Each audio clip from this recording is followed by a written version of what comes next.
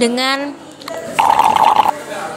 all the while sipping on our overpriced ceremonial matcha latte sprinkled with 3,000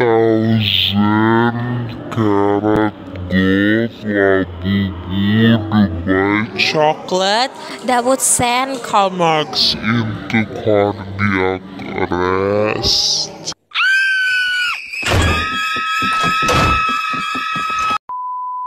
Halo semua, selamat datang di podcast kita hari ini. Bersama saya Dea Puspitasari dari jurusan Administrasi Bisnis Politeknik Negeri Sriwijaya. Dan narasumber kita dari Prodi Hubungan Internasional Azhara Ridan Anjani, biasa dipanggil Rara. Hai Rara. Halo Dea, halo teman-teman semua. Terima kasih sudah mengundang saya ke podcast hari ini. Nah, di podcast kita hari ini kita akan bahas topik yang sangat seru, Kak. Yaitu mengenai perusahaan multinasional atau MNC. Betul kan, Kak? Betul sekali. Jadi kali ini kita akan membreakdown secara detail apa itu MNC atau Multinational Corporation. Yang mana kan MNC ini salah satu aktor dalam ekonomi politik global gitu kan ya. Jadi di sini kita akan ngobrol santai, chill gitu kan ya. Kalau gitu sebelum masuk lebih jauh, boleh jelasin dulu nggak, Kak? Apa sih ekonomi politik global? Ya, jadi ekonomi politik global itu adalah cabang dalam ilmu HI yang mempelajari hubungan antara politik dan ekonomi dalam skala global. Nah, dia ini berfokus kepada bagaimana negara, pasar, dan aktor non-negara itu saling mempengaruhi dalam ekonomi dunia. Dan juga ekonomi politik global ini mengkaji siapa yang membuat keputusan ekonomi dan juga untuk kepentingan siapa dan juga dampaknya apa. Dan tadi sudah aku mention juga bahwa MNC itu salah satu aktor dalam ekonomi politik global. Tapi ada yang lain juga. Yang pertama itu ada negara atau pemerintah yang mana dia bisa meregulasi atau membuat kebijakan. Terus juga ada lembaga internasional, contohnya itu WTO atau World Bank, dan juga ada NGO yang mana contohnya itu Greenpeace gitu. Dan yang terakhir ada MNC yang akan kita bahas di video ini. Oh, berarti dia juga tentang kekuasaan dan kebijakan antar negara ya? Betul sekali. Misalnya itu kayak kenapa ada negara yang sudah kaya dan kenapa ada yang negara yang masih berkembang gitu. Kenapa bisa sampai ada ketimpangan perdagangan global dan kenapa sampai ada perusahaan besar yang bisa mempengaruhi sampai skala global. Yang mana ini menciptakan salah satu aktor dalam dunia ekonomi politik global yaitu MNC. Oh, gitu ya, Kak. Sekarang kita masuk ke topik utama dong. Jadi, MNC itu apa sih sebenarnya? Ya, jadi MNC itu atau Multinational Corporation itu adalah perusahaan yang mana dia melakukan kegiatan produksi, distribusi, bahkan sampai pemasaran barang ataupun jasa yang mana kegiatan ini dilakukan di lebih dari satu negara. Jadi dia tuh ada kantor pusatnya di negara asal satu dan dia bisa punya cabang atau anak perusahaan di lebih dari satu negara. Oh, begitu.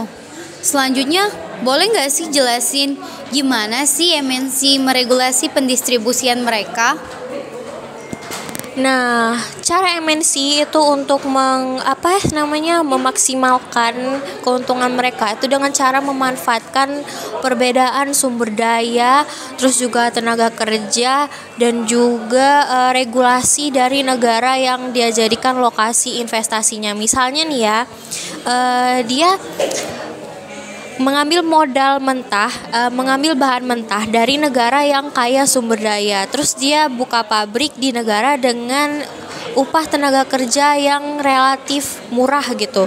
Dan juga lalu dia buka kantor pusatnya di negara dengan pajak yang rendah. Jadinya banyak kan keuntungannya begitu.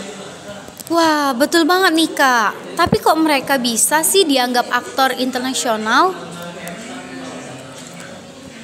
Nah, alasan kenapa MNC ini bisa dianggap sebagai aktor dalam hubungan internasional itu karena yang pertama dia terlibat langsung dalam interaksi antar negara. Karena yang tadi cabangnya itu kan bisa lebih dari satu negara. Yang mana contohnya yang paling mudah itu kebijakan ekspor dan impor gitu kan ya. Terus yang kedua, dia biasanya melobi pemerintah atau mempengaruhi pembuatan kebijakan gitu. Apalagi seperti investasi, terus juga perdagangan dan juga bahkan tenaga kerja.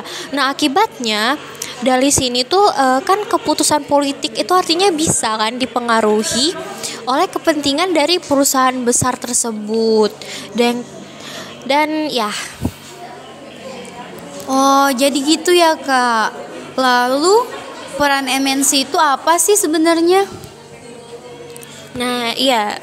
Peran dari MNC itu sendiri, MNC itu ya biasanya disebut sebagai aktor yang mendorong integritas pasar internasional begitu, karena dia menyediakan modal, terus juga teknologi dan juga membuka lapangan kerja begitu. Wah, jadi MNC ini manfaatnya banyak ya? Iya betul, banyak, tapi juga tentu ada negatifnya. Selain sisi negatif, boleh dong dijelasin dari sisi positifnya terlebih dahulu? Boleh. Jadi kalau dari sisi positifnya ya seperti tadi, dia membuka banyak peluang untuk negara yang ia jadikan lokasi investasinya. Dia menyediakan lapangan kerja dan juga mengembangkan infrastruktur ekonomi begitu. Kalau dari sisi negatifnya? Nah, kalau dari sisi negatifnya, dia itu bisa mengeksploitasi sumber daya begitu. Dan juga dia cenderung untuk memanfaati memanfaati negara yang upah tenaga kerjanya itu rendah dengan standar kerja yang tidak sehat atau buruk begitu. Terus juga dari dominasi MNC ini, dia bisa mematikan usaha lokal. Kan kalau dari perspektif politik gitu ya, dengan melobi ini dia bisa melemahkan kedaulatan negara jika pemerintahnya itu tunduk dengan kepentingan perusahaan besar tadi untuk menjaga investasi tersebut begitu. Wah, ternyata MNC ini banyak sisi positif dan sisi negatifnya juga ya. Iya, betul sekali gitu. Setuju nih. Jadi penting banget buat kita ngerti peran mereka di dunia global. Oke deh, makasih banyak ya Kak Rara udah sharing hari ini di podcast saya.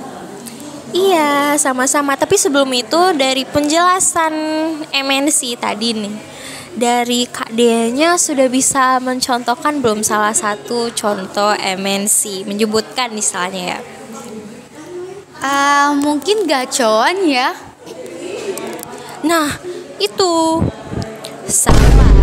Kurang benar. Kenapa? Karena ya gacuan itu baru adanya di Indonesia kan ya. Gitu. Contohnya itu bisa dari Apple nih. Contohnya Apple ya kan. Gitu. Makasih ya Kak sudah beri penjelasannya sangat jelas, detail, mudah dipahami. Kalau gitu sampai di sini dulu ya podcast kita hari ini. Makasih udah dengerin. Sampai jumpa teman-teman. 하신 김독자는 가장 사랑하는 사람에 의해 죽게 될 것이다. 다시 만나자, 유주야.